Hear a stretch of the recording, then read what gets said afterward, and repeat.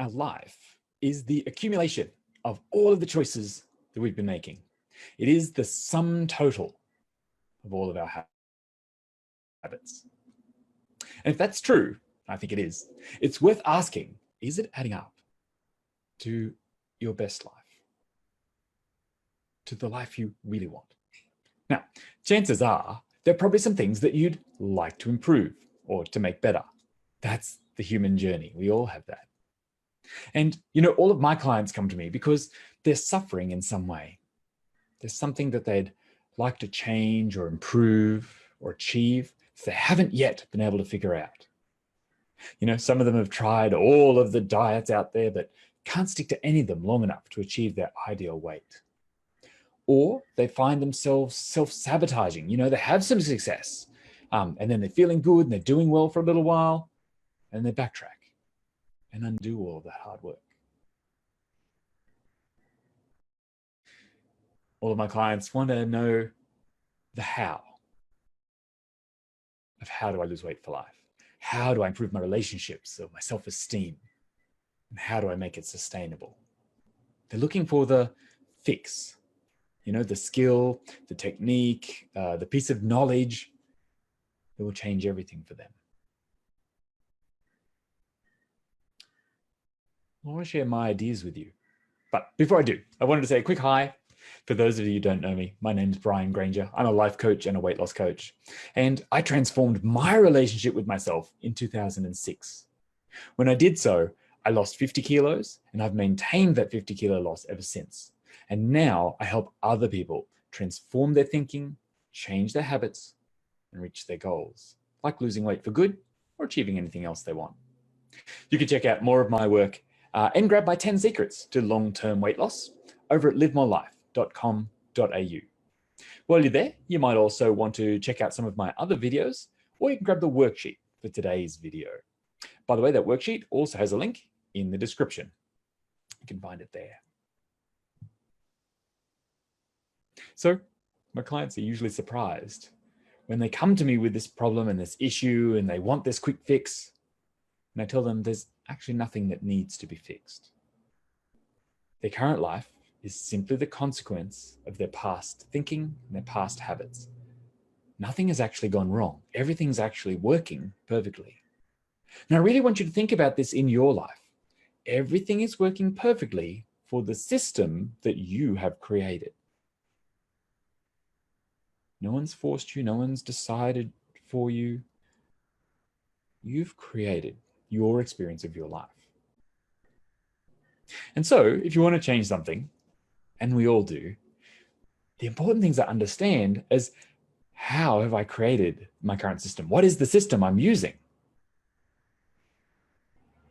You know, you want to understand how you got here so that you can recognize it's a choice. And then you get to transform your thinking so that you can change your habits. And every time I see someone do this, their life changes. Every time I do it for myself, my life changes. And that's what I want to help you do today. So if you do want to make some changes, you'd like to change some of the habits in your life, grab a piece of paper or grab the worksheet, even better, and take a moment to consider the following and write down your responses. It's really important to actually write it down. To start with, you want to ask yourself, what are the habits in your current life that you want to keep? What's working well for you right now? Sometimes we don't take any time to acknowledge what's working well, what is helping us, what we have gratitude for in our life for having created. So really take a moment and think about all of the habits you have that actually do serve you, that you want to keep around in your life. Doing this part of the exercise is really important because it reminds you that, it reminds all of us, I guess, that we are creating our life. We are powerful. We have the capacity and the ability already to make powerful habits and powerful decisions in our life. So what are the habits that you want to keep? What are you happy to have around? Once you've spent some time doing that, then ask yourself, are there any habits that you'd like to change? If so, write them out And then I've allowed space in the worksheet for them to also, so write them out on the left, and on the right-hand side, then go through and write out how you'd like them to be. Actually define for yourself, what is the habit that you want it to look like? How does it look now? What do you want it to look like? So for example, you might be someone, this is a really common one. So people often come to me with a habit, and I used to do this too, of I finish everything on my plate, even when I'm already full. You know, maybe you grew up with the idea of, you know, think of the starving children and, you know, things like that. You know, parents often used our, these guilt and the fear of missing out to get us to comply to everything, but it's not always a healthy habit. So perhaps you've had that where you have to finish everything on your plate, even when you're really full. You ever noticed that little voice? You're like, oh, I really don't need any more, I'm done. And yet you still find, you know, your arm reaching, you're just going back for a little bit more, I've just got to finish it off. So perhaps you'd like to change that. So think about how you'd like it to be. Perhaps you'd like that behavior to instead be eating slower, giving your body time to process. Maybe listening to your hunger signals. Perhaps you want the habit of becoming a person who stops when you're comfortably satisfied, no matter how much is left on the plate. Now, it's very interesting. I talked about growing up with this idea of having to finish everything. And the truth is, like, young children who are very in touch with their hunger levels actually are very good at this. Usually this is a skill we have where we go, I'm done, I don't need any more. That in our training, in our upbringing, we often override. We retrain this habit. So for many of us, this is going back to a habit that we used to have.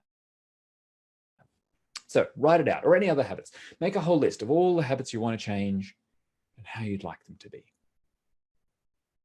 And then also, I've left a page there to think about, are there any new habits that you'd like to create?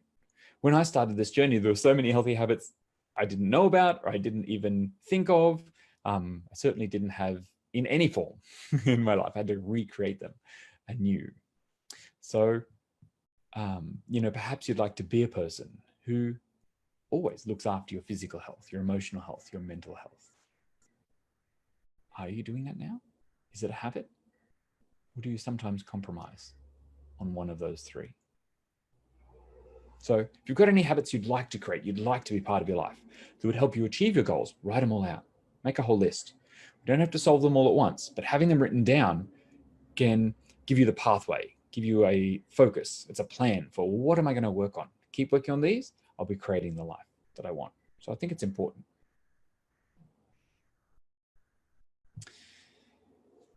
As you're going through these lists of the habits you have, the habits you want, I'll encourage you to also notice that so many of our existing habits we have integrated into our life that's not in a vacuum. They don't exist alone. We usually find ourselves associating certain habits with either a place, a time, a person, a situation, or an emotional state. And so if you've got a habit you want to change, then I've given you 5 sets of worksheets. So there's 2 pages for each habit you want to change. So just pick one, write out what the habit is you have now, and then look for the associations that you have. Do I always do it at a certain time, in a certain place, when I'm feeling a certain way, or when a certain person is around or not around? Write that down. Also be aware that sometimes it's a habit of thought, which could look something like, when I think A, I do B. So when I have this thought, I take this action. Or it might be the reverse. It might be, I always do thing X, I take an action, and then I think Y. I think a thought about that. And this is where we often get into judgment. This is where we get into self-criticism and blame and guilt and regret and remorse and anger and frustration to ourselves. Right? We add a layer of judgment about our choices instead of just recognizing that we're a human who made a choice. And when we add this layer of criticism and judgment, it kind of just creates more suffering in our world. We feel worse. And it often gets in the way of our transformation. We spend so much time beating ourselves up about it instead of actually doing something to change it. Instead of reflecting on understanding why we did it or how we've created that habit or how it has been serving us. And then actively, consciously choosing how we'd like it to be. So watch out for the habitual thinking that comes along with some of your actions. And a good exercise to help you decide here is to check in with your thoughts and feelings about each of the habits. So when you notice your habit, particularly the ones you already have in your life, especially if they're ones you want to change, what are your thoughts and feelings about it? Are you enjoying them in anticipation before taking the action? Sometimes we think things like, ooh, it'd be really exciting to have that pizza. Or it'll be really, for instance, if we're overeating pizza, for instance, that'll be really exciting, or I'll miss out, or I haven't had it for ages. And so there's got an anticipation. And then you want to ask, am I actually enjoying it in the moment? Am I eating it and I'm going, oh yeah, this is amazing. I'm really loving it. This is awesome. Right? I don't know how many times in my life I used to have the anticipation of something, and then in the moment I'd be disappointed. I'd be like, oh, this is not as good as I thought it would be. Or this isn't very nice at all. This doesn't make me feel good and actually enjoy an experience. And old me used to just go, oh, well, I paid for it. I bought it. I have it. Just eat it anyway, because I have to eat everything on my plate. So just recognize, are you actually enjoying it in the moment? So often I think we think we're enjoying it. We tell ourselves we're going to be enjoying it. But when we pay attention, we realize we're actually not enjoying it in the moment. So this is a really important one. Are you enjoying it in anticipation? Are you actually enjoying it in the moment? And even if you are you enjoying it in retrospect? Do you feel good afterwards? 20 minutes later, an hour later, the next day, at the end of the week, when you next hop on the scales, are you enjoying the experience in retrospect? Or do you have guilt, remorse, regret, anger, frustration? So a no here in any one of these stages, in anticipation or in the moment or in retrospect, before, during, or after, is an indicator that this is a habit to change. So think about, is there something you could change about the associations you have with this habit?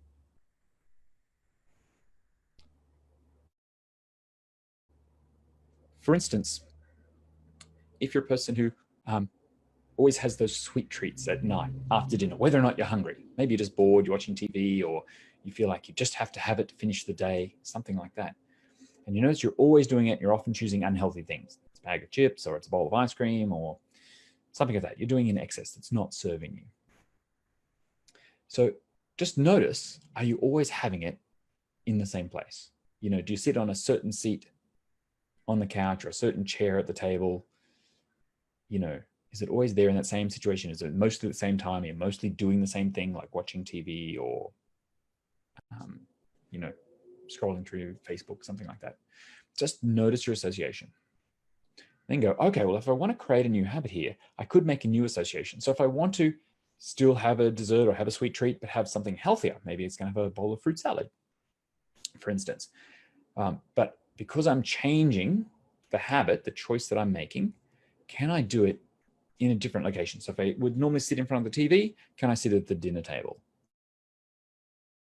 Could I sit in a different chair than I would normally sit in?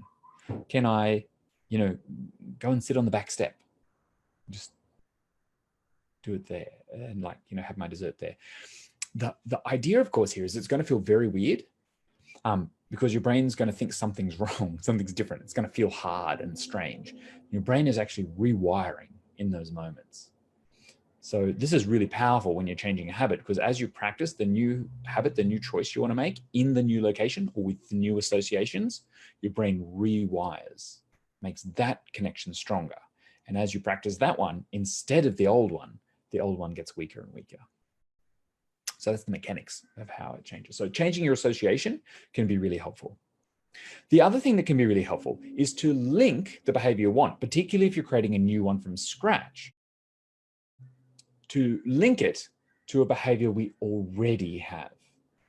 And the way I like to talk about that is really the topic for today. It's what I call the no-fail habit list.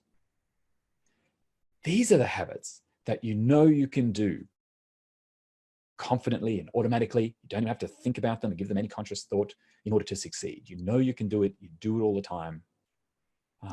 And make sure that they are ones that you like having in your life. You know, they're on the I want to keep them list. Think about how many automatic habits, any no-fail habits you already have in your day. You know, it might be things like brushing your teeth, having a shower, getting dressed, opening your front door. It might be having breakfast. It might be making a cup of tea, pouring a glass of water. These are all things you can probably do automatically. Maybe there's things in your work or in your chores or in your day-to-day life. They're just automatic, they just happen. You don't even have to really give them conscious thought. And if they're helping you, you like having them in your life, these are a great one. Give them a tick. Put them on your no-fail list. And the reason is that you can use these, because you're doing them already, you can use it as a cue to remind you to practice the new habit. Right? Take a habit you already have mastery over on your no-fail list. And by the way, just take a moment to consider how awesome that is, that you have some of these. Remember, every single one of these abilities, like walking and writing your name and driving a car, you know, if you already drive, you probably don't have to think about it much anymore. But at one point in your life, you weren't able to do that. We aren't born knowing how to pour a glass of water, to brush our teeth. We don't even have teeth, many of us, at that stage, right? All of these are learned skills that now require almost no conscious thought. We've trained them enough in our brain, we've done them enough times that it's become automatic. We have the capacity to create any habit we want. So link these two together and make sure they make sense, you know, that it's realistic to do them together. But perhaps you do want to think about that, you know. How can I link the two together? So let's say I want the habit of always going for a walk in the morning. Okay. So perhaps the change might be lay my clothes out the night before, put the alarm clock across the room. These are all changes, right? You might have a habit of normally reaching and turning off the alarm or hitting the snooze button. So get it out of reach. There's a change, right? Put your exercise clothes on it. So you have to pick them up. Putting your gym clothes or your gym bag or your walking shoes near the jug if you normally have a cup of tea or a cup of coffee or something first thing in the morning, or putting them outside the bathroom or the shower, so you kind of have to walk past them on the way, right? So if you've got a normal routine, a normal no-fail habit that you do, I get up and I go to the loo, or I have a shower, or I make a cup of coffee. Put the reminder of the new habit right there, wherever that one is. So we link them together. I'm like, oh, hold on, wait. Here's my walking shoes. Here's my active wear. Ah, that's right. I'm going for a walk. Make sense? Okay. So try these out. You know, take one of the habits that you want to change and get specific. Now, for each habit, I've allowed for 2 pages here, a place to really work through creating an action plan for how you will change the associations or how you'll insert the new habit into your routine by linking it to a no-fail habit you already have. Right? So fill out these pages. To create this new habit, when I do my new fail habit, I will take specific actions and create new associations. Now, for each one of those, I've given you 10 checkboxes to tick off as you practice. Do it at least 10 times. You probably need to do it more. You know, there's a few ideas out there that you need to practice something 100 times.